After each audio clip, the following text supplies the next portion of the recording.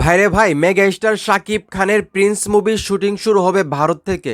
মানে এটা কিন্তু আমি মনে করি একটা গুড সিদ্ধান্ত, খুবই ভালো সিদ্ধান্ত। কারণ ভারত থেকে যদি প্রিন্স মুভির শুটিং শুরু হয় তাহলে কিন্তু সুলজান মুভির যে কাজগুলো হয়েছে, যে মুভি বাংলাদেশে শুটিং হলে কিন্তু এই এখন একটা ভিডিও বের হয়ে যেতেছে, এখন একটা ছবি লিক হয়ে যেতেছে, এগুলো কিন্তু ছবির জন্য একটা সমস্যা।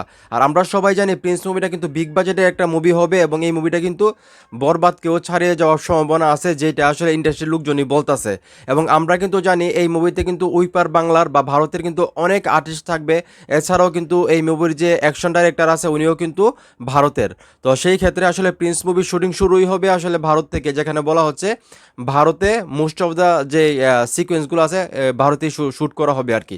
তো এই সিদ্ধান্তে আমি মোটামুটি খুশি, কারণ বাংলাদেশে শুটিং করার পরিবেশ আসলে নাই। আর মেগাস্টার শাকিব খান যেখানে শুটিং করতে যান সেখানে কিন্তু প্রচুর ভিড় হয়ে যায় এবং সেখান থেকে ভিডিও ছবি এগুলো লিক হয়ে যায়, যেটা আসলে মুভির জন্য ভালো একটা দিক না আমি মনে করি। তো এই যে মেগাস্টার শাকিব খান আসলে প্রিন্স মুভির শুটিং শুরু করে দেবে হয়তো ডিসেম্বর 15 তারিখ বা 16 তারিখ থেকে।